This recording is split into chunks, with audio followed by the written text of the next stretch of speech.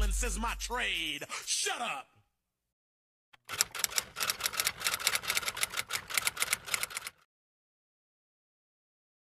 If you like me, blink twice. Are you naughty or nice? Maybe add a little spice.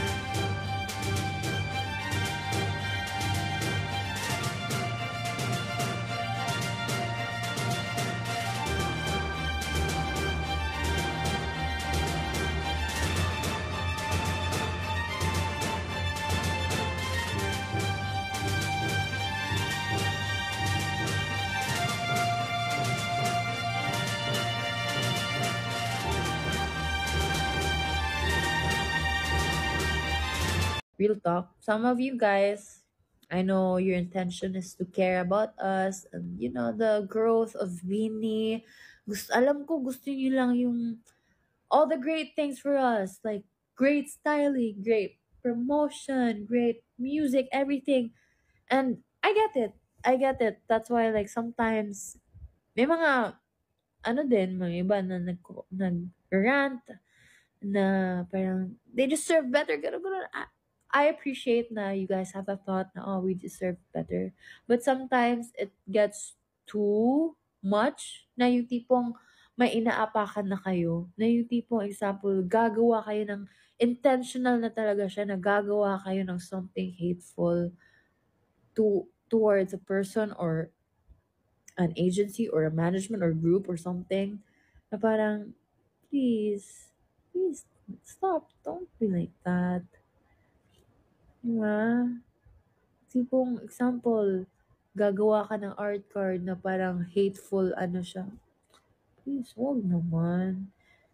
Kasi, and parang it's also the thing, that's also the thing with social media. Kasi, it's so easy to hide and put a mask behind all of the hateful Kasi, yun nga, social media, ang bilis mag-type, they don't know you personally, so parang, even if you get the hate because of that, parang, you don't know me in person, and it's just a fake account, ganun. Pero,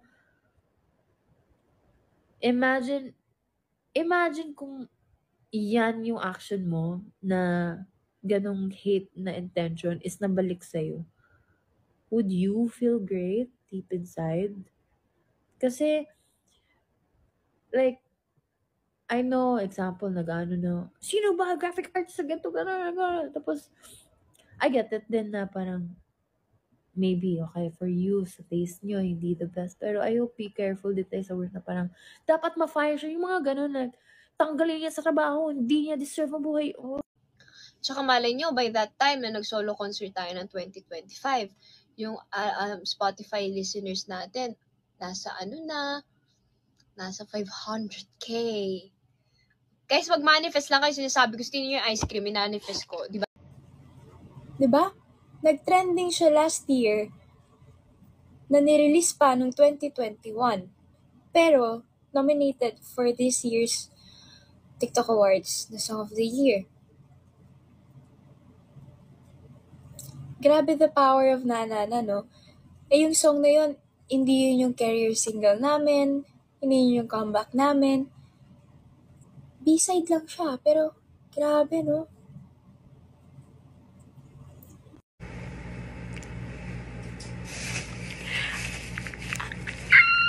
So here's the balut. We have suka, asin. Hala. Ito na sabaw. Guys, walang sabaw. Pa naman yung excited ako. Oh my gosh. Hindi pa ako kumakain ng sisiw. Kasi ba't ko kakainin yung kapwa ko sisiw? Ito yung pinaka gusto ko sa balot, guys. Yung buto. Sausaw-saw natin sa suka. Sarap! Yun yung unang kinakain. Tapos, sinusunod ko yung dilaw. Kasi yun yung malambot.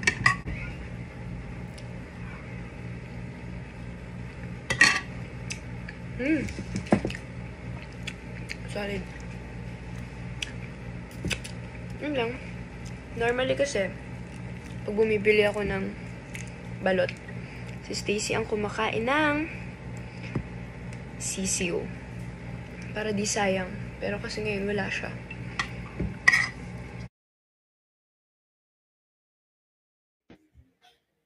Bumili ako kagabi.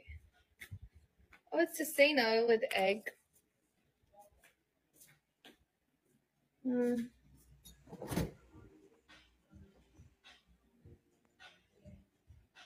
Nescafe Creamy White ba yan? Actually, yung in-order ko, Nescafe Creamy White. Pero yung dumating is yung original. Pero okay lang, masarap din naman. Basta Nescafe masarap, guys.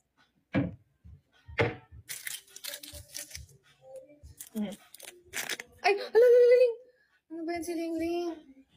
Na ano ko? Nadali. Ang kulit kasi. Oh, anong ginagawa mo? Ulit. Okay. I'm gonna send tickets lang kayo, Blooms.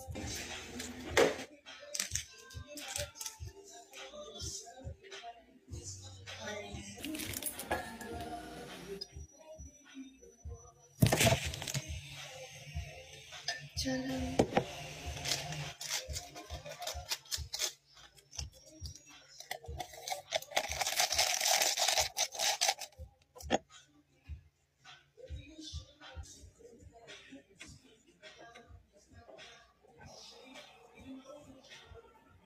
Next, akit ka sa taas, bad trip. Like, instant coffee like this. Mas gusto ko hot. Tapos kapag, like, nasa labas, gusto ko ice. Thank you, Kuya Franco, sa paharana. Wow! Ay! Sorry, Ling. Ling, ang kulit mo na. Masasapak kita. Konti na lang. Charot.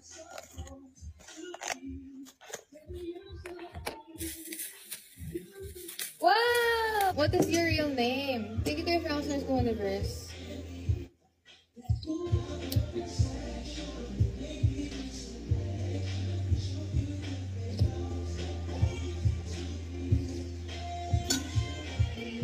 Slade Earth, what is your name? Thank you to Liza. Slade Earth! Slade Earth. What is your... Nagtatanong na siya ng real name. Guys, pero gusto ko yung dinidip.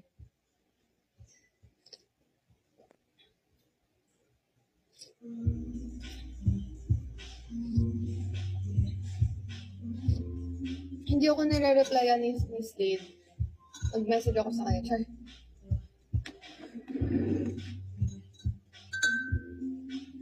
Actually, sobrang high ng tolerance ko sa caffeine. Hindi ako.